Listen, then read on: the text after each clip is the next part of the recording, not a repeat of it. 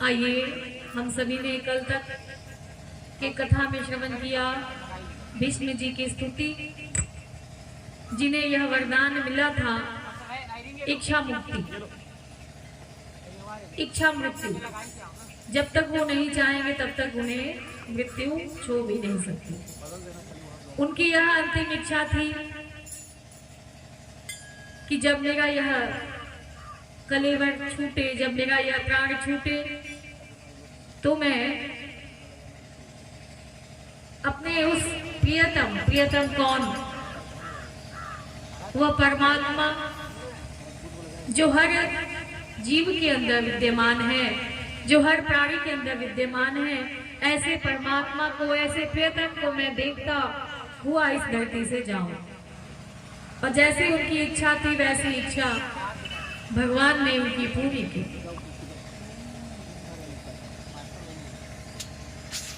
भगवान ने तब तक मुस्कुराते हुए अपनी उपस्थिति जताई जब तक भीष्म पितामह ने अपने कलेवर को नहीं त्यागा। और कल हमने ये भी सुना कथा के माध्यम से कि भगवान ने भीष्म पितामह की मति रूपी पुत्री का वरण किया, विवाह किया। जिसका मति, जिसकी बुद्धि निश्चल होगी, पवित्र होगी, भगवान उसे अवश्य ही अपनाते हैं। आइए आज हम कथा के माध्यम से विदुर जी के चरित्र को सुनेंगे। हस्तिनापुर से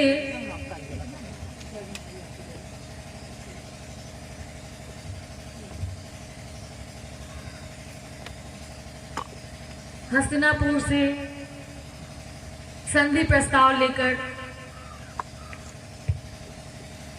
जब भगवान श्री कृष्ण आते हैं और उनके आने के पहले विदुर जी समझाने लगे कि ये जो पांचों भाई हैं, पांडव हैं, तुम्हारे ही अपने भाई हैं। और दया तो सभी के साथ करना चाहिए, तो खैर तुम्हारे अपने हैं, ज्यादा नहीं कुछ वाह कर सकते। यदा तू राजा स्वसुतान साधून पुषणान धर्मेण विनष्ट दृष्टि भ्रातुर्य विस्तय सुतान बिंबधून प्रवेश लाक्षा भवने गदा। जिस समय राजा धृतराष्ट्र बिल्कुल अंधे हो चुके थे, उन्हें सही और गलत का कोई निर्णय लेने ज्ञान विराग नयन उर्गारी, अर्थात ज्ञान और वैराग्य के जो दूसरे नेत्र हैं वह भी आज उनका समाप्त हो गया, नष्ट हो गया।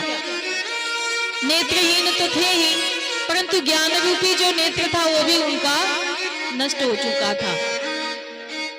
यदि कोई उनके सामने ज्ञान की बातें करता था तो वह उनका सबसे बड़ा दुश्मन दिखाई देता था। धृतराष्ट्र को बताते हुए, समझाते हुए दुर्योधन ने सुन लिया। दुर्योधन ने कहा, ये विदुर जो हमारे ही टुकड़ों पे पलने वाला है, हमारा ही नमक खाता है और हमारे ही थाली में छेद कर रहा है, किसने बुलाया इसे, भगा दो। ऐसे कहकर विदुर जी को अपमानित करके भगा दिया। दुर्योधन के भगाने पर विदुर जी उसके महल को छोड़कर दूर जंगल में एक झोपड़ी मड़ई बनाकर, जहां केले के कदली के वन थे, वहां जाकर रहने लगे अपनी पत्नी विदुरानी के साथ। और जैसे ही उन्हें ये बात पता चली कि भगवान संधि प्रस्ताव लेके आए हैं, आने वाले हैं, और उनके आने की खुशी में तैयारियां चल रही हैं, नगर को बड़े ही सुंदर सुंदर पुष्पों से अलंकृत किया गया, सुशोभित किया गया। उनके स्वागत में दुमदुबियां बजाई गई, महल को दुल्हन की तरह सजा दिया गया। जाकर विदुर जी ने विदुरानी से कहा, जानती हो आज भगवान संधि प्रस्ताव लेके आ रहे महल में। विदुरानी बेचारी उदास होकर बोली, स्वामी आपने तो वहां से अपने कार्य से निवृत्ति ले ली है, आप तो वहां कार्य करने नहीं जाते। अब भगवान हमें कैसे दिखेंगे, कैसे दर्शन हम करेंगे, भगवान कैसे हमें अपना दर्शन देंगे।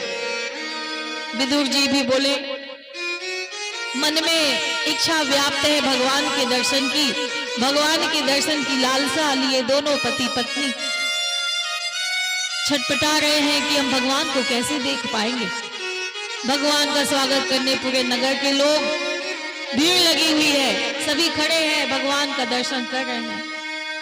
उनका स्वागत बड़े ही जोर शोर से हो रहा है, गाजे बाजे नगाड़े दुमदुबियां बज रही हैं, पुष्पों की वृष्टि हो रही है, नगर को पूरे फूल से सजा दिया गया। सजावट में, स्वागत में कोई कहीं कमी नहीं रही।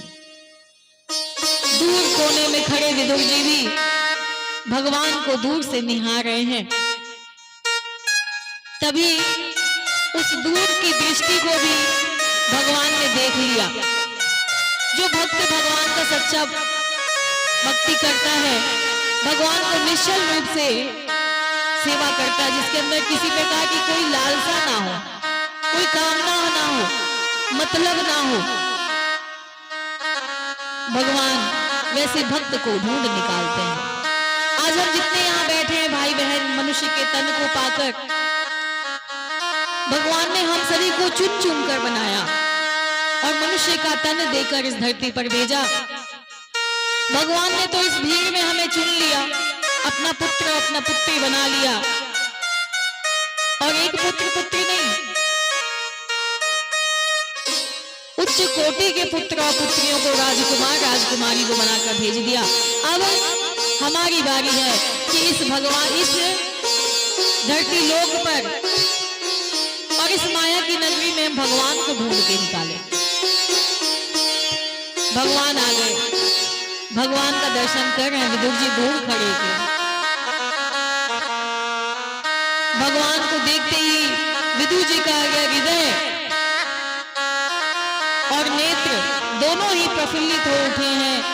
नेत्रों से देखकर मन गदगद हो गया, हृदय चौड़ा हो गया भगवान के उस स्वरूप को देखकर। और देखकर जैसे ही भगवान महल में प्रविष्ट होते हैं, भगवान महल के बीच राजमहल में वार्ता चल रही है और भगवान ने विदुर जी से कह दिया था कि मैं जब आऊंगा अवश्य तुम्हारे घर तुमसे मिलने आऊंगा। और दुर्योधन के पास जब भगवान जाते हैं, पहुंचते हैं, उस राजमहल में सभी के बीच संधि प्रस्ताव को बताते हुए, प्रस्ताव को रखते हुए भगवान ने कहा, लेकिन भगवान की एक नहीं सुनी। दुर्योधन ने कहा, माता ने तुम्हारे लिए बहुत सुंदर और स्वादिष्ट भोजन बनाए हैं, तुम भोजन ग्रहण करने महल को चलना। परंतु कृष्ण भगवान ने, ठाकुर जी ने कह दिया कि मुझे अभी भूख नहीं, क्योंकि उनके उस भोजन के प्रस्ताव को रखने में उनके अंदर अहंकार की भावना दिखाई दी, अहंकार दिखाई दिया, घमंड दिखाई दिया। भगवान को अहंकार और घमंड बिल्कुल भी पसंद नहीं है, और घमंड तो भगवान का भोजन है। यदि भगवान किसी को धन देते हैं, दौलत देते हैं, तो घमंड भी उसके साथ में ही दे देते हैं।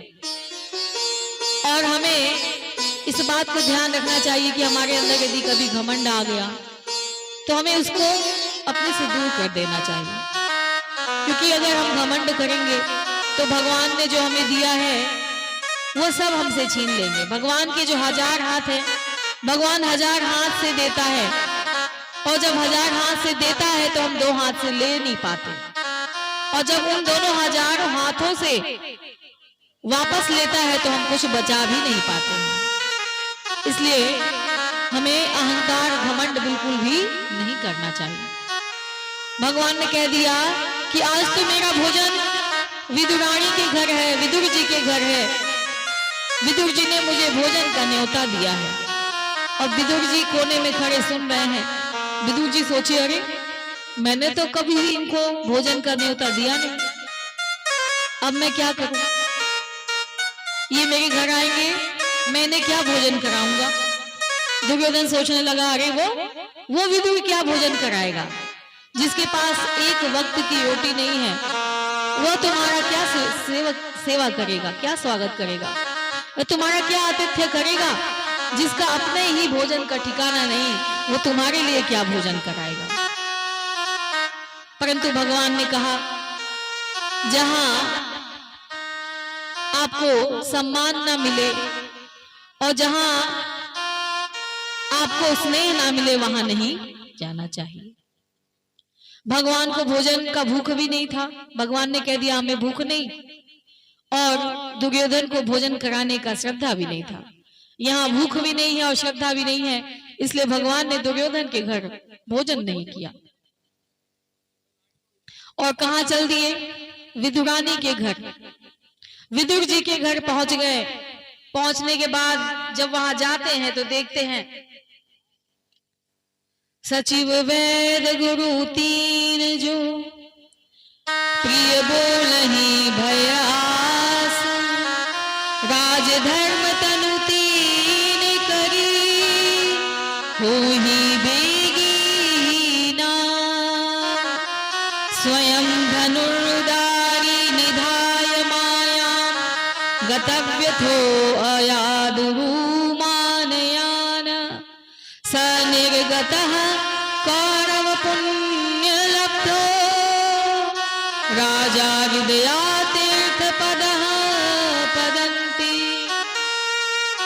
विदुर जी तो धन्य हो गए और दुर्योधन निर्धन हो गया। दुर्योधन निर्धन कैसे हो गया? जैसे ही विदुर जी दुर्योधन के घर को छोड़ के आते हैं, मानिए उसके साथ उसकी सारी विदुर जी के साथ ही सारी की सारी संपत्ति का नाश हो गया। और विदुर जी के घर भगवान ने पधार कर विदुर जी के सौभाग्य को जगा दिया। आस कहीं चला विभीषण जब ही आयुहीन भये सब तब ही। जैसे विभीषण ने लंका को त्याग दिया और निशाचर आयुहीन हो गए। विभीषण को लंका त्यागते ही सारे निश्चर आयुहीन हो गए। वैसे ही विदुर जी को भी जब दुर्योधन ने भगा दिया तो वो भी श्रीहीन हो गया। उसकी सारी सुख संपदाएं विदुर जी के साथ ही चली गई। विदुर जी ने जब यह कह दिया, अपने मन में सोच लिया, अपने मन से कहा कि मैंने तो प्रभु को कभी बुलाया नहीं, मैंने तो भोजन का न्योता दिया नहीं। खैर, अब जब प्रभु हमारे घर भोजन करने आ रहे हैं तो हमें तो कुछ भोजन की व्यवस्था करनी होगी। अब विदुर जी तो गदगद हो गए कि भगवान मेरे घर आ रहे हैं। चल दिए वहीं से उल्टे पैर भगवान के लिए माखन, मिश्री, मेवा, मिष्ठान, फल इसकी व्यवस्था करने, क्योंकि हमारे ठाकुर जी जो है ना, उसे आप अच्छा अच्छा भोजन करा के कुछ भी आप करा सकते हैं। क्योंकि थोड़े से माखन के लिए गोपियां उन्हें छाछ भर छछिया के लिए नचा लेती थी। भगवान हमारी श्रद्धा के साथ आप उन्हें जो भी प्रसाद के रूप में ग्रहण अर्पित करती, भगवान उसे बड़े ही प्रेम से प्राप्त करते हैं। कालेन तावद्युमाने पीत्य तत्योद्वं भागवतम ददर्श। भगवान के परम प्रिय महाभागवत सखा श्री उद्धव जी से भेंट हुई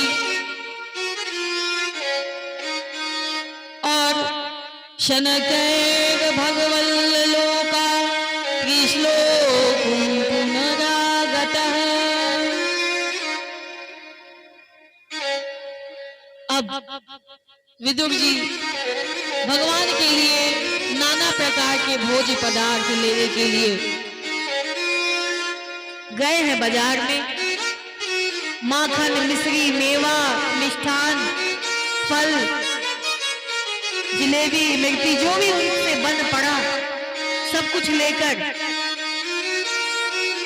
आने से पहले भगवान श्री कृष्ण विदुर जी के घर पहुंच गए और विदुरानी स्नान कर रही हैं और दरवाजे पे भगवान बोल रहे, काकी, ओ काकी, अरे काकी कहाँ है? जैसे विदुरानी के कानों में काकी की आवाज गई, विदुरानी ने कहा, अरे ये तो मेरे लल्ला की आवाज है, ये तो मेरे कन्हैया की आवाज है। जैसे हाल में थी, स्नान कर रही थी, जैसे हाल में थी वैसे दौड़ी भागी चली आई। दरवाजा खोला, दर्शन किया भगवान के, अरे कन्हैया आ गया, मेरा लल्ला आ गया। पागल हो गई खुशी के मारे, कहाँ बैठाऊं, क्या करूं, कौन सा चारपाई दूं, पीढ़ा दूं, क्या दूं, पटिया दूं। देख के पागल हो गई। भगवान ने देखा, अरे मैया काकी तो स्नान कर रही थी और वैसे ही हाल में चली आई। कन्हैया ने अपने कन्हावर को माता के ऊपर, अपनी काकी के ऊपर उड़ा दिया, पीताम्बरी को उड़ा दिया। उसके बाद मैया ने, काकी ने पटिया दिया भगवान को बैठने के लिए। कभी पूरब दिशा में ले जाती, कभी पश्चिम में ले जाती, कभी दक्षिण में, कभी उत्तर में। समझ में नहीं आता कौन सा उचित स्थान है और मैं कहाँ बैठाऊं अपने लल्ला को। सीधा है तो उल्टा कर देती, उल्टा है तो सीधा कर देती। समझ में नहीं आ रहा कि मेरे लिए कन्हैया का कौन सा उचित स्थान है, मैं कौन से स्थान पे बिठाऊं। उल्टा पिटिया बिछा दिया, उल्टी पटिया पर कन्हैया विराजमान हो गए और कहा, काकी मुझे जोरों की भूख लगी। काकी ने कहा, भूख लगी मेरे लल्ला को, मैं अभी तुम्हारे लिए भोजन की व्यवस्था करती हूँ। वैसे काका गए हैं बाजार तुम्हारे लिए भोजन की व्यवस्था करने, तब तक मैं जाती हूँ, कदली के वन से तुम्हारे लिए केले लेकर आती हूँ। काकी जाती हैं, टोकरी भर केले लेकर आती हैं और लल्ला को छील छील कर गुदा फेंकती गई, केला का छिलका खिलाती है। क्या प्रेम है, क्या भावना है और क्या सच्ची श्रद्धा है भक्त और भगवान के बीच में।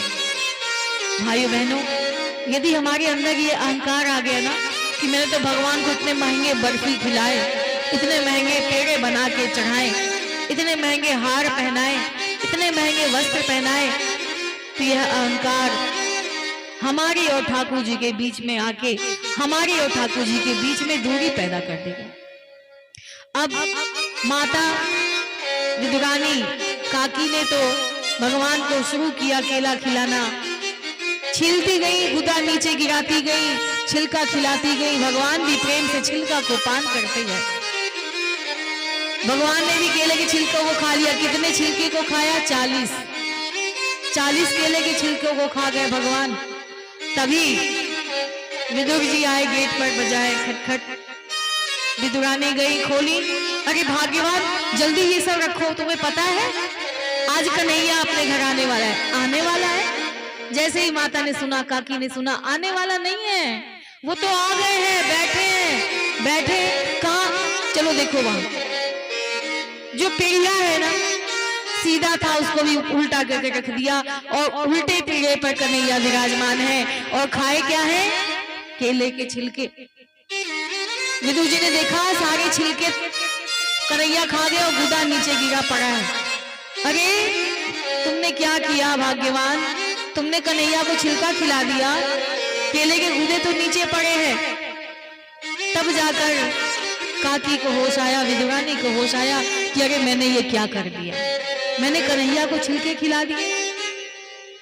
तब जाकर विदुर जी बोले, ये लो मैं माखन, मिश्री, मेवा, मिठाई, फल लेकर आया हूं, तुम ये खिलाओ कन्हैया को। जैसे ही माखन और मिश्री को मुख में दिया, भोग लगाया, भगवान ने कहा क्षमा कीजिएगा विदुर जी, काका जी, आपको थोड़ा कष्ट होगा, लेकिन जो स्वाद काकी के उस केले के छिलके में था, जो मिठास उस केले के छिलके में था, और जो श्रद्धा उस केले के छिलके में था ना, वो इस माखन और मिश्री में नहीं। मुझे तो वह केले का छिलका ही प्रिय है, इसीलिए भगवान को आप कुछ भी चढ़ाए ना, तो उसके साथ श्रद्धा, भावना, भक्ति अवश्य ही चढ़ाए, प्रेम अवश्य ही चढ़ाए। सबसे ऊंची प्रेम सदा, सबसे ऊंची प्रेम सदा,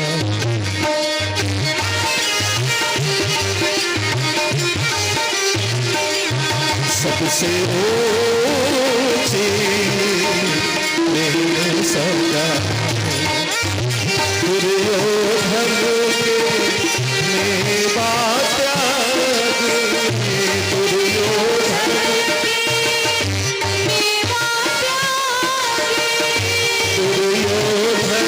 के मेवा त्याग, दुर्योधन के मेवा साजन दुर्धन उठाए, सबसे ऊंची प्रेम सदा, सबसे ऊंची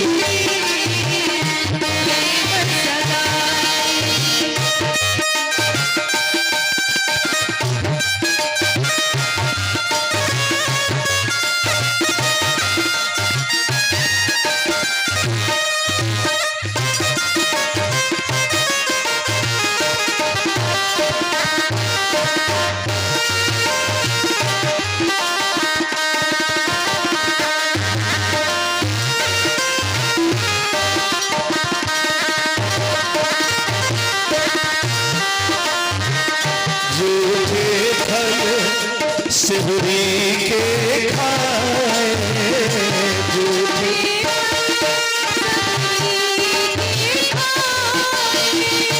झूठे फल सिवरी के खाए, बहुविध स्वाद बताए, सबसे ऊंची प्रेम सदा, सबसे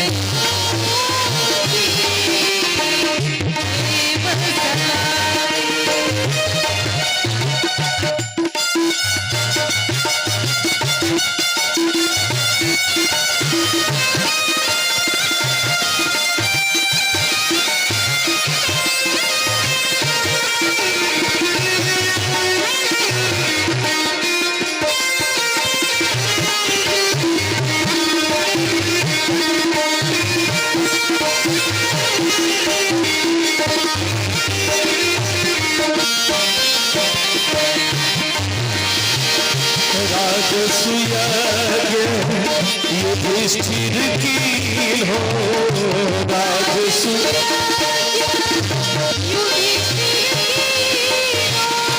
राजसूयाग युधिष्ठिर की हो, राजसूयाग युधिष्ठिर की हो, तामे झूठ उठाए, सबसे ऊंची प्रेम सदा, सबसे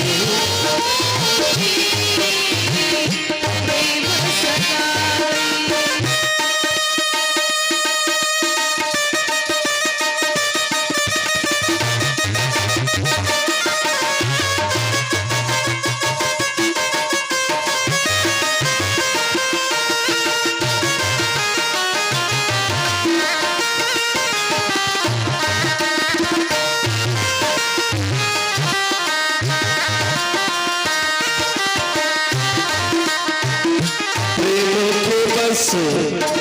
पारथ रथ हाके, अर्जुन के रथ चलाए प्रेम के वसीभूत होके,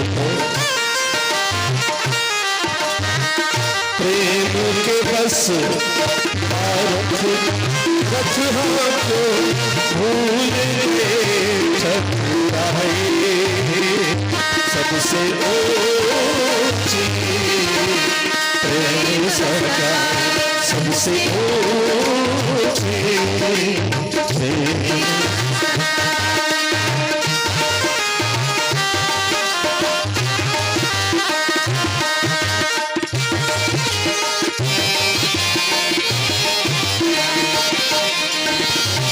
ऐसी प्रीत बढ़ी वृंदावन, ऐसी प्रीत,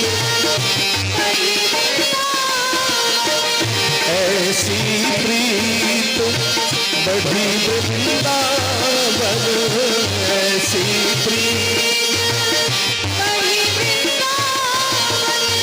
गोपियन नाच नचाए, हाँ गोपियन सबसे ऊंचे प्रेम सदा, सबसे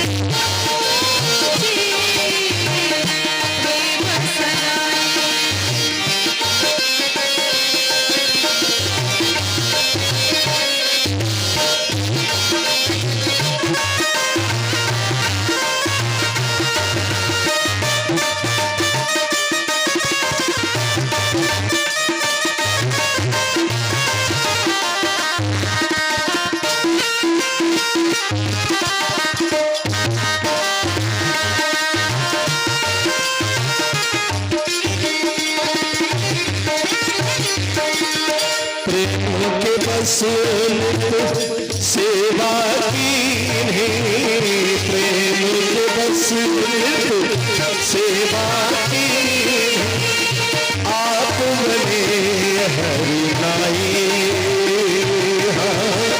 आप बने हरि नाई, सबसे ऊंची प्रेम।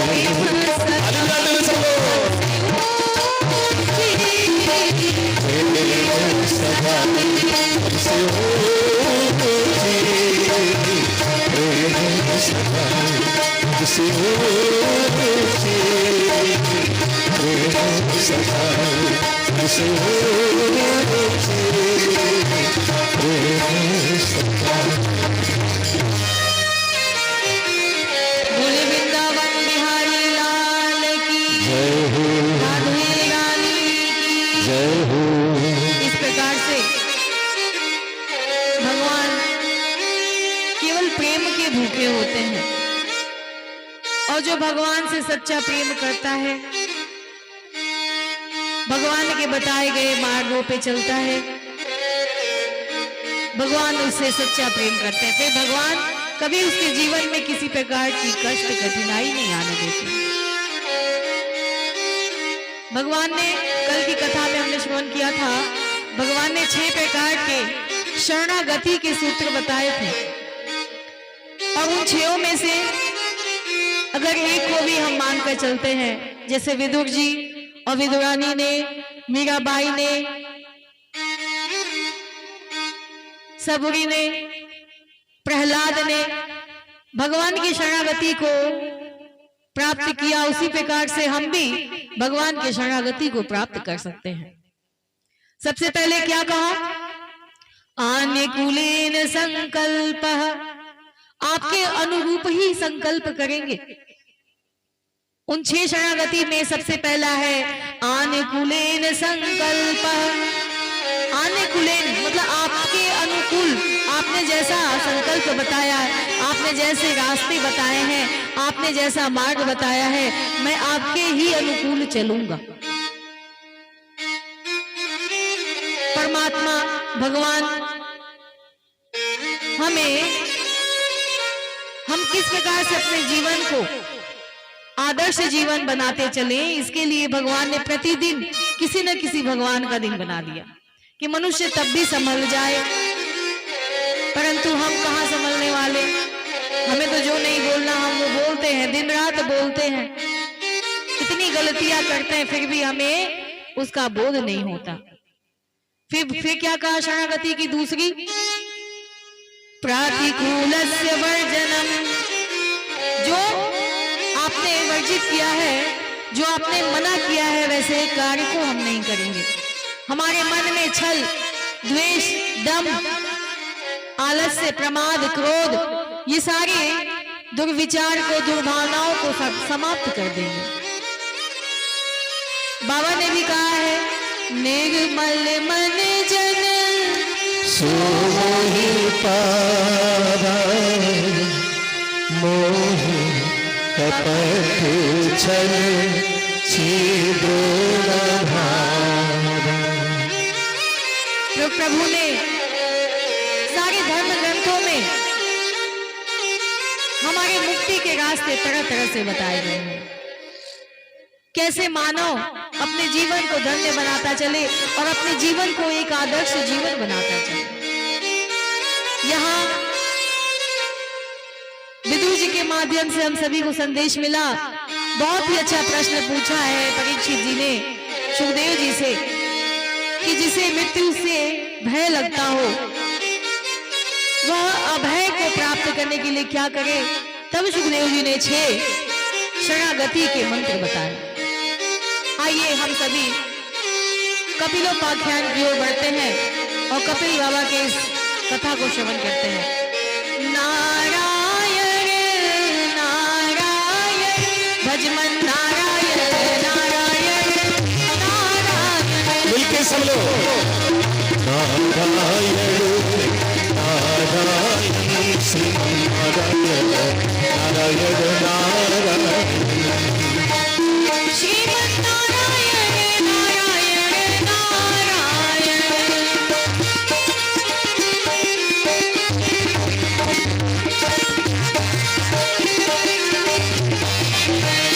भजमन नारायण नारायण नारायण भजमन लक्ष्मी नारायण नारायण लक्ष्मी नारायण नारायण नारायण नारायण श्रीमन नारायण नारायण।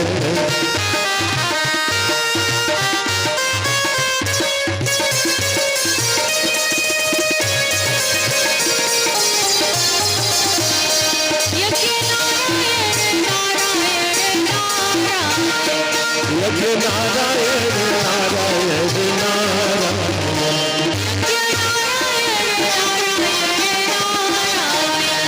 यज्ञ नारायण नारायण नारायण। सभी लोग आइए।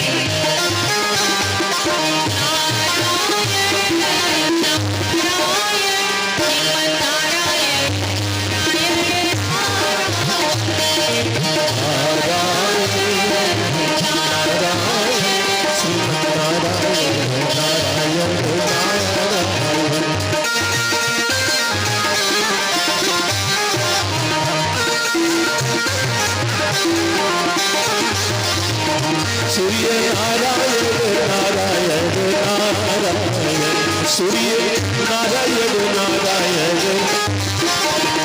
सद्गुरु नारायण नारायण सद्गुरु नारायण नारायण भगवन् नारायण नारायण भगवन् नारायण नारायण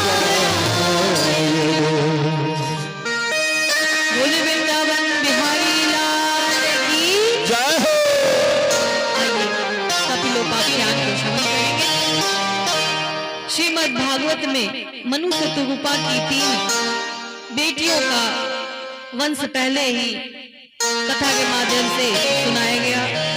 बेटों की बात हम बाद में करते हैं। तीनों बेटियों में पहली बेटी देवहूति का विवाह कर्दम ऋषि के साथ हुआ और कर्दम ऋषि ने विवाह के समय ही यह शर्त रख दिया कि विवाह होते ही मैं सन्यास को वर्ण कर लूंगा, मैं सन्यास को धारण कर लूंगा।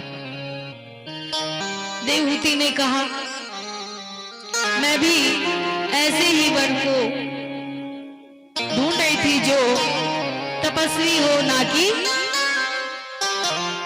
काम में लिप्त, काम में ही वो लिप्त हो, ऐसा पति मुझे नहीं चाहिए। जैसे ही कर्दम ऋषि का देवहूति से विवाह हुआ, विवाह संपन्न हुआ, विवाह होते ही कर्दम ऋषि साधना में लीन हो गए और साधना में जब वो लीन हो गए तो उनकी पत्नी देवहूति ने उनका सेवा करना प्रारंभ कर दिया, अपने सारे श्रृंगार को उतार के रख दिया और अपने पति कर्दम ऋषि की सेवा में लीन हो गई।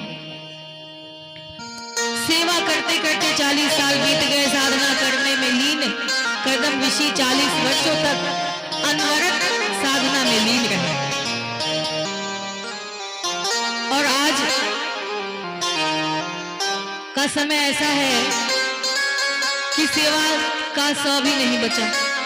सेवा का चाहे वो कोई भी पत्नी हो, पुत्र हो, पुत्री हो, किसी को भी देख लीजिए, सेवा का स नहीं बचा। और नई नवेली दुल्हन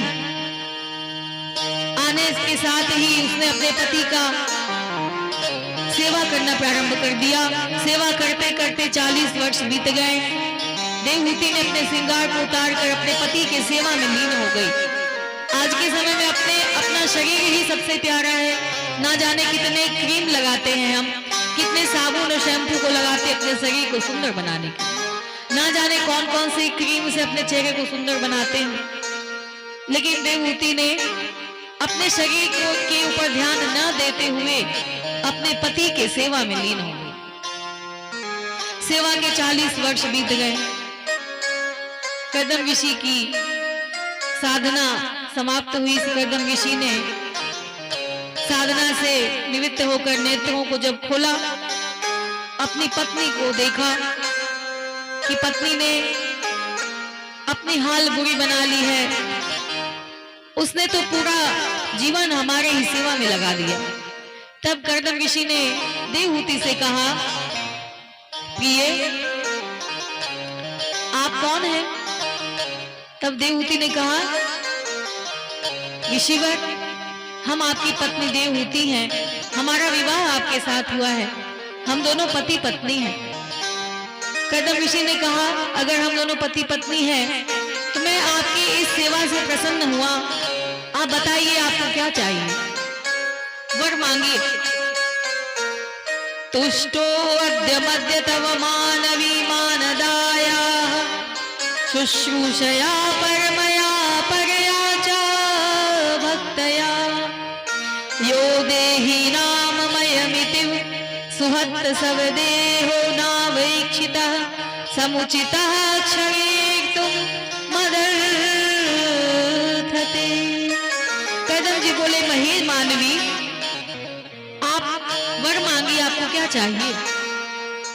देवहूति ने कहा, प्रभु हम दोनों गृहस्थ आश्रम में प्रवेश किए हैं, हमारा विवाह हुआ है और जब हम दोनों पति पत्नी बने हैं तो हमारी एक संतान भी होनी चाहिए। जब तक हमारी संतान नहीं होगी हम सफल गृहस्थी नहीं कहलाएंगे। कर्दम ऋषि ने कहा, निमज्जयास्मिन् हृदये भीरु विमान विद्वानु। कर्दम ऋषि ने तुरंत हाथ में जल लिया और जल लेते ही एक कामत विमान का निर्माण कर दिया। आज तक किसी भी ऐसे वैज्ञानिक ने, साइंटिस्ट ने ऐसे विमान का निर्माण नहीं किया जिसमें बिना तेल, बिना डीजल, बिना पेट्रोल, बिना इलेक्ट्रिक के वो चलता हो। और कर्दम ऋषि ने कामत रूपी विमान को निर्माण किया और कहा देवहूति से, देवी आइए हम इस कामत रूपी विमान में, अपनी कामना को पूर्ति करने वाले रूपी विमान में चलते हैं। परंतु देवहूति 40 वर्षों से गंदी, मैली, कुचैली अपने शरीर पर ध्यान नहीं दिया।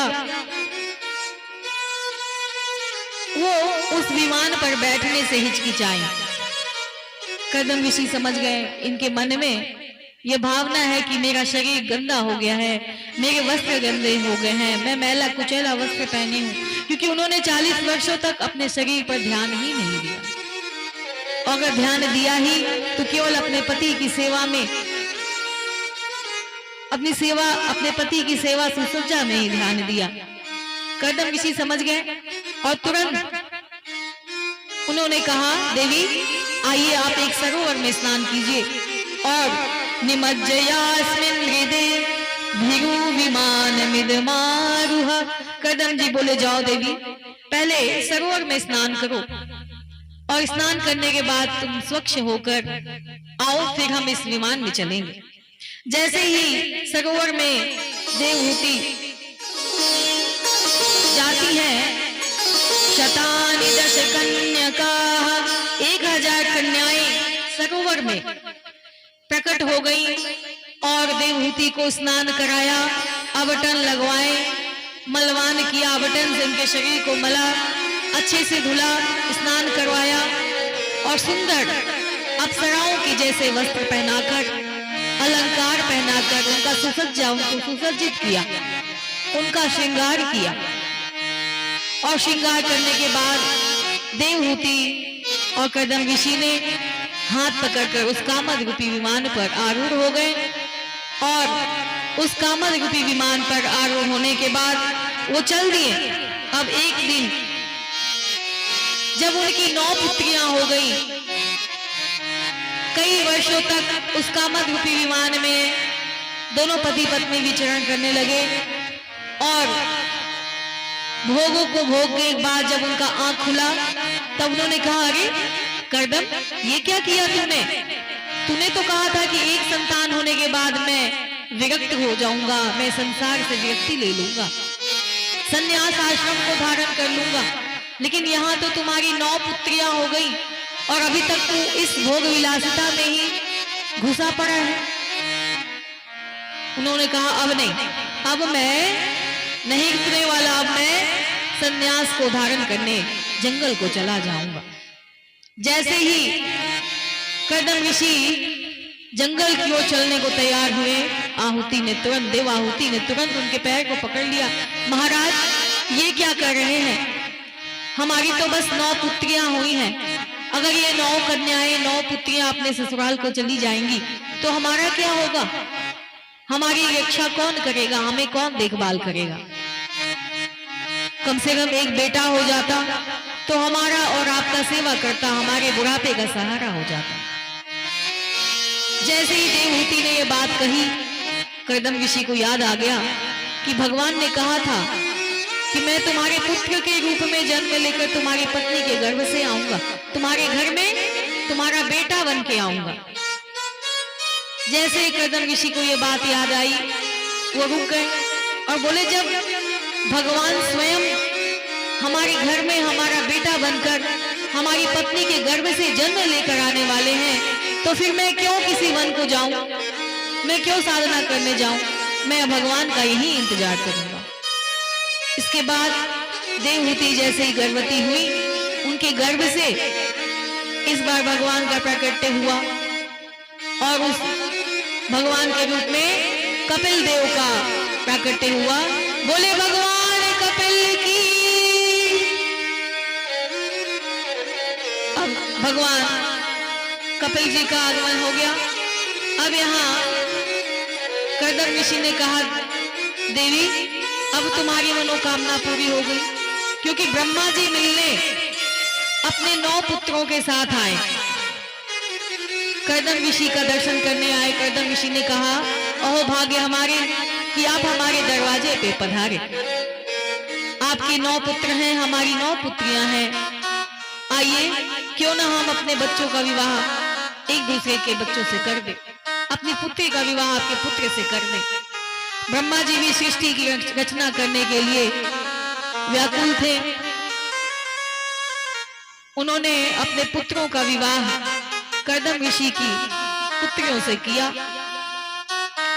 और जब विवाह किया, कला देवी का विवाह मरीचि से, अनसुईया का विवाह अत्रि से, अरुंधति का विवाह वशिष्ठ से, ख्याति का विवाह भृगु जी से, शांति का विवाह अथर्व से, क्रिया का विवाह क्रतु से तथा हविर्यु का विवाह पुलस्त के साथ 9 बेटियों का विवाह करके कर्दम जी ने अपनी पत्नी देवहूति से विदा लिया। कहा कि अब हमने अपनी 9 पुत्रियों का विवाह भी कर दिया, तुम्हारे कहे अनुसार तुम्हें पुत्र की भी प्राप्ति हो गई, और वह पुत्र कौन? स्वयं ठाकुर जी हैं, स्वयं नारायण तुम्हारे घर में आ गए। अब देवहूति तुम मुझे मत रोकना, अब मैं इस माया में नहीं पड़ने वाला। चतुर्थ चरण में मनुष्य को संसार की मोह माया को त्याग कर संन्यास को धारण कर ही लेना चाहिए। लेकिन हमारा जो यह मोह माया है, इसमें हम फंसे रह जाते हैं। तिजोरी की चाबी, अलमारी की चाबी, घर को क्यों कौन देखेगा, घर में जो संपदाएं हैं उसे कौन संभालेगा, इसके लालच में, लोभ में, मोह में हम पड़े रहते हैं। और घर में एक कोने में हम पड़े रहते हैं, हमसे कोई बात करने वाला नहीं रहता। हमें घर से कोई बेइज्जत करके भगाए, हमारा कोई अनादर करे, इससे अच्छा है कि हम स्वयं संन्यास आश्रम को धारण करें। कपिल जी ने बहुत सुंदर यहाँ पर अपनी माता को संदेश दिया है। उनकी माता ने कहा कि प्रभु, मेरा जो यह मोह माया है, इस मोह माया को आप अपने द्वारा समाप्त कीजिए। निगवीरा नितराम भूमन्न सदीन्द्रियर्षणात् येन संभावये मानेन प्रपन्नार्थं ततः तमः प्रभु। माता देवहूति पूछती है, हे प्रभु, संसार में जितना सुख मैंने भोगा है, हमारे सुख की कोई कभी स्त्री वो कल्पना भी नहीं कर सकती।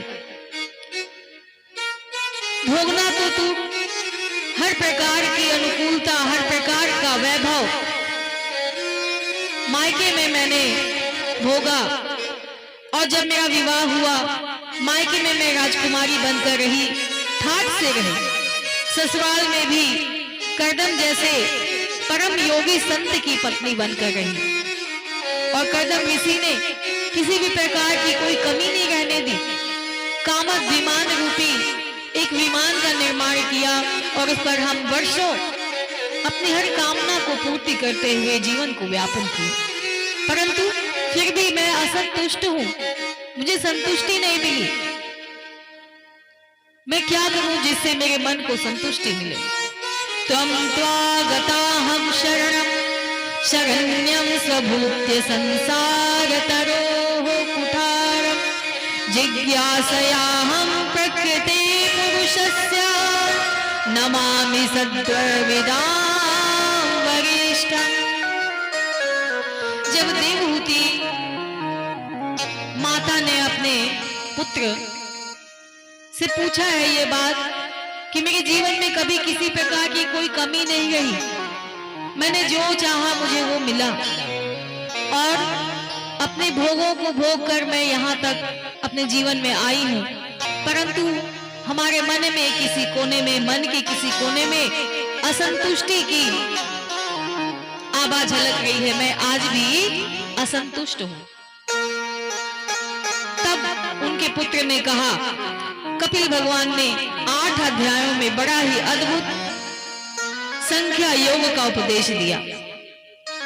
सांख्य योग को बताते हुए, उपदेश देते हुए सभी के लिए, यहाँ पर परीक्षित जी के माध्यम से सभी जीवधारियों के लिए, सभी प्राणियों के लिए, संसारी जनों के लिए यह उपदेश दिया है। 8 अध्यायों को कपिल, जिसे हम लोग कपिलाष्टाध्यायी भी कहते हैं, कपिल भगवान कहते हैं, माँ, संसार में चाहे जितने विषय जीव को प्राप्त हो, पर कितना भी विषय वो भोग ले, परंतु वास्तविक तृप्ति उसे नहीं मिल पाती। और वास्तविक तृप्ति कब मिलती है? जब उसे ब्रह्मानंद की प्राप्ति होती है। मनुष्य को विषयानंद से कोई तृप्ति नहीं मिलती। जिस दिन मनुष्य को ब्रह्मानंद की प्राप्ति होती है, उस दिन उसके मन में हर प्रकार की संतुष्टि हो जाती है। कहते हैं, संसार में चाहे जितना भी विषय भोग मनुष्य कर ले, लेकिन उसे संतुष्टि, उसे तृप्ति नहीं मिलने वाली। तो कब मिलने वाली है? इंद्रियों का तर्पण। इंद्रियों का तर्पण है विषय, कितना भी विषयों का भोग कर ले आत्मा को अतृप्त ही रह जाती है। कितना भी विषय का भोग कर ले आत्मा हमारी संतुष्ट नहीं होती। और विषय तो स्वयं अपूर्ण है, विषय स्वयं अपूर्ण है, उन्हें पाकर भी हम पूर्ण नहीं होते। जीवन में परिपूर्णता तो केवल तभी आएगी जब परिपूर्ण से जुड़ोगे। जब परिपूर्ण से तुम जुड़ोगे, जो स्वयं में पूर्ण है उस पूर्णता से जुड़ोगे, तब तुम्हें पूर्णता मिलेगी। पूर्णमदा पूर्णमिदं पूर्णात् पूर्णमुदच्यते पूर्णस्य पूर्णमादाय पूर्णमेवावशिष्यते।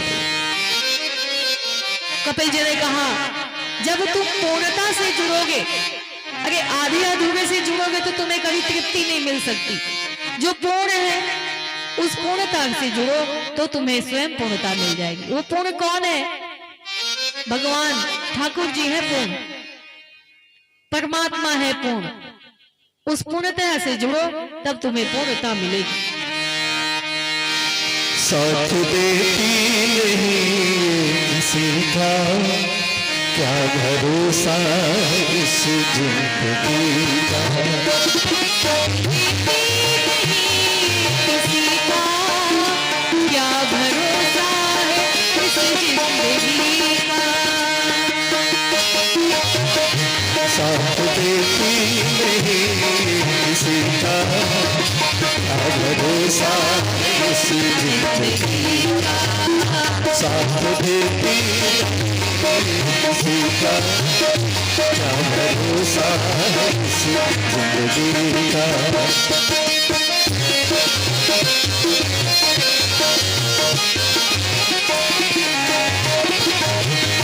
पास रुक जाएगी चलते चलते, सपना बुझ जाएगी जलते जलते। पास रुक जाएगी चलते चलते, सपना बुझ जाएगी जलते जलते। सपना बुझ जाएगी जलते जलते। कब निकल जाएगा रोशनी का। कब निकल जाएगा रोशनी का। ओके साथ देती नहीं किसी का, साथ देती नहीं किसी का। क्या भरोसा इस जिंदगी का।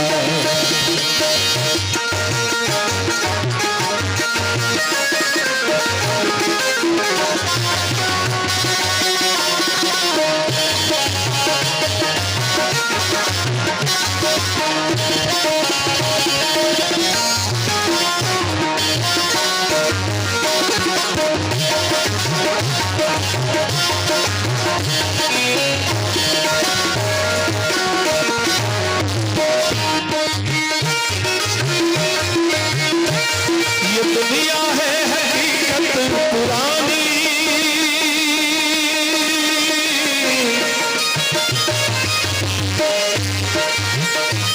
ये दुनिया है हकीकत पुरानी।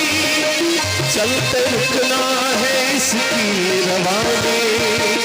ये दुनिया है हकीकत पुरानी, चलते रुकना है इसकी रवानी।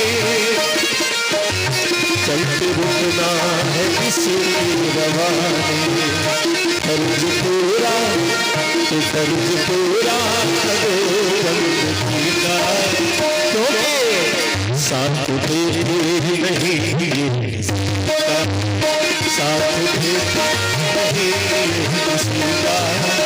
क्या भरोसा है इस जिंदगी का।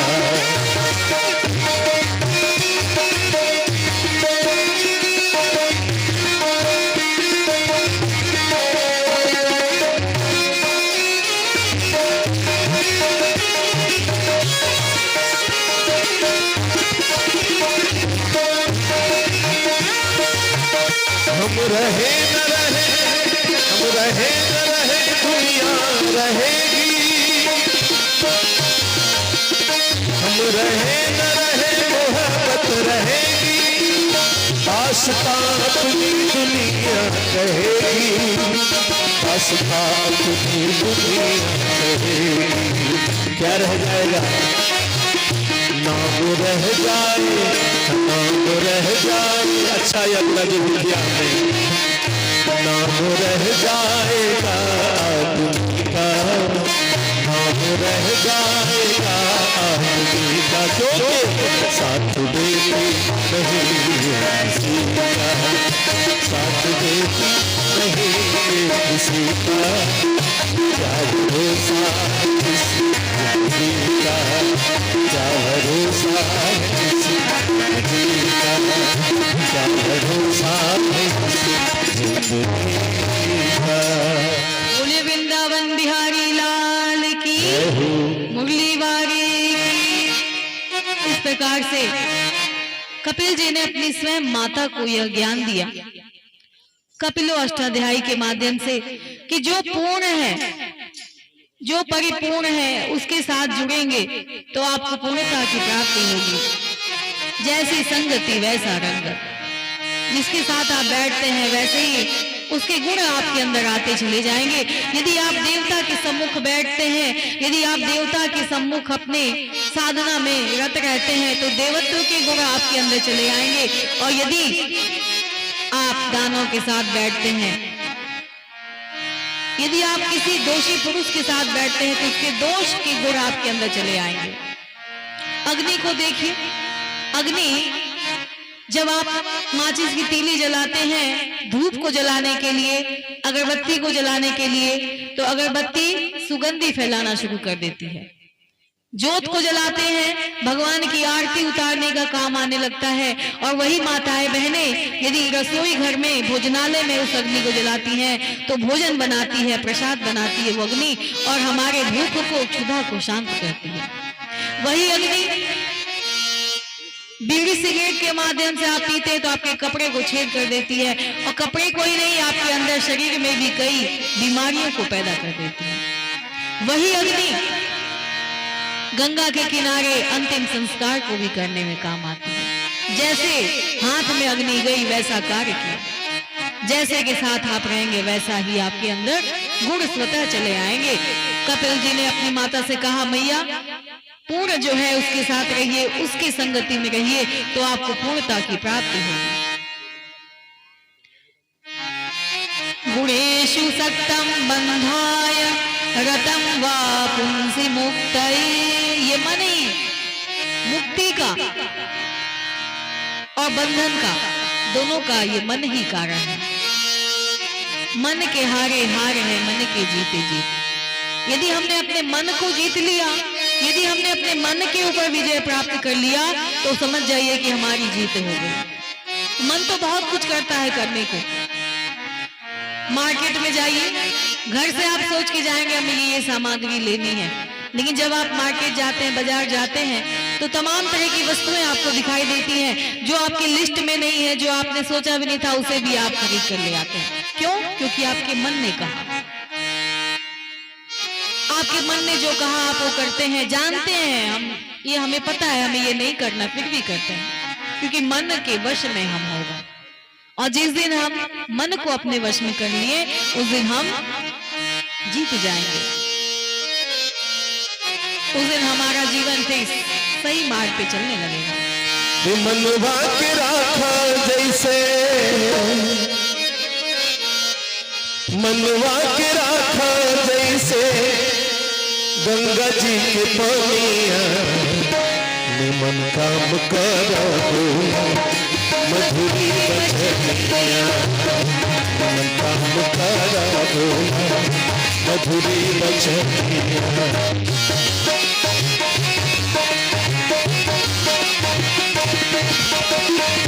मनवा के राखा जैसे गंगा जी के पानिया, मधुरी बचनिया, मधुरी बचनिया।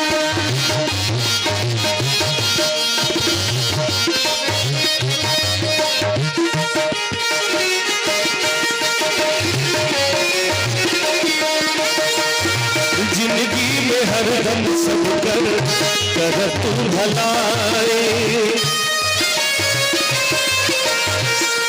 जिंदगी में हरदम संभाल कर तू हटाए सपनों में करा जब केहू के बुराई काहे भैया अरे पता नहीं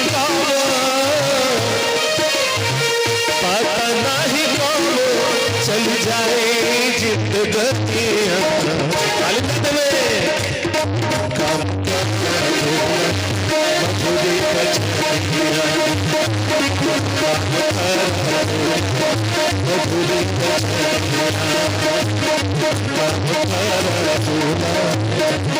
मधुरी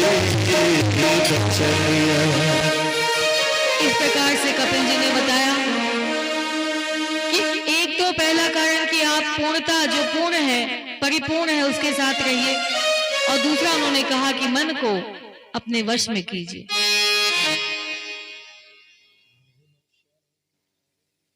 मन के अब हमारा मन कह दिया आज हमें ये भोजन करना है और हमें जो नहीं भोज्य करने लायक है उसे हम भोजन करते हैं। जो ठाकुर जी के चरणों में अर्पित होता है जो भगवान के चरणों में भोज्य अर्पित होता है वही इस मंदिर में भी भोजन का भोग लगना चाहिए। क्यों? क्योंकि ईश्वर अंश जीव अविनाशी भगवान का ही अंश हमारे और आपके अंदर विद्यमान है। जब हमारे और आपके अंदर भगवान विद्यमान है तो इस भगवान को जो भोजन नहीं चढ़ता वो इस शरीर रूपी भगवान को क्यों चढ़ेगा। जो हमारा यह मंदिर प्रसाद से नहीं सुखी हो पाया जो वर्जित कार्य है उसको यदि हम करेंगे तो हमारा भगवान स्वयं उठ के चला जाएगा। मन के हारे हारे मन के जीते जी हारे हारे मन के जीते मन ही मिलाए मन ही करे तजीत भैया मन ही करे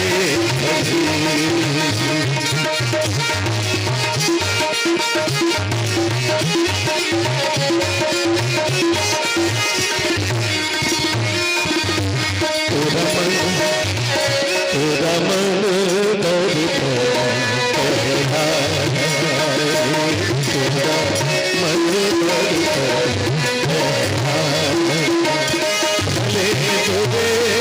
सारे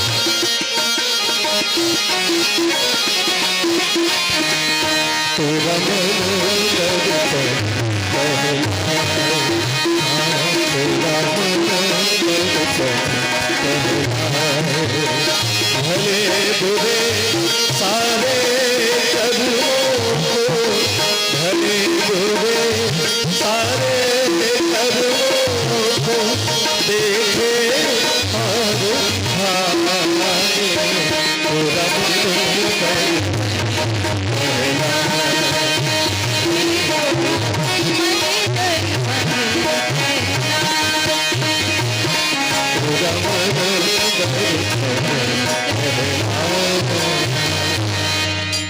मन ही हमारा दर्पण है, हमारे किए गए अच्छे और बुरे कार्य को हमारे सामने प्रस्तुत करता है। कपिल जी कहते हैं निज प्रभु मय देखहि जग जगत के ही सब करही विरोध। जो सब में समाया है, जो सब में अपने प्यारे का दर्शन करता है, हर जीव में जो अपने प्यारे को ही देखता है, फिर वो बैर किससे करने जाए? बैर किससे करेगा जब सभी में भगवान का दर्शन करता है, जब सभी में उस प्यारे सामने संवरिया का दर्शन करता है। सभी को दो आंख, सभी को एक नाक, मुख, कान, हाथ, पैर, पेट, इन अंगों से मिलाकर हमारा शरीर बना है और इन शरीर में भगवान का वास है। जब सभी के इस शरीर में भगवान का वास है तो हम किसके साथ प्रेम करें और किसके साथ द्वेष करें? देवत्व के गुण हमारे उदय होते चले जाएंगे जिस दिन हमने सभी में उस सांवले सवलोने का दर्शन करना प्रारंभ कर दिया। जिह्वाम क्वचित संदशति स्वदधिभिस्त वेदनायां कथमाय कुप्येत यदंगमंगे निहन्यति क्वचित् कुद्धयेत कस्मै पुरुषः स्वदेह। किस पर क्रोध करे, किस पर अहंकार करे, किस पर गाली और गलौज करे? जब सब में भगवान का वास है तो हम किसके साथ दुष्टता का भाव रखें? सिया राम मैं सब जग जानी, करहूं प्रणाम जोग जुग पानी। सिया राम मैं सब जग जानी, करहूं प्रणाम। मैं सभी संसार में घूम के देख लिया, हर जगह तुम्हारा ही तुम्हारा वास है। जिस दिन यह भावना हमारे मन में आ गई, उस दिन हमारे परमात्मा, उस दिन हमारे ठाकुर जी, उस दिन हमारे यह मुरली वाले हमारे साथ चलना प्रारंभ कर देंगे। सताम प्रसंगानमं वीर्य संविदो भवन्ति हत्यकर्णरसायना कथा तज्जोषणादाशवपर्गवत्सनि श्रद्धारति भक्ति अनुक्रमिष्यति।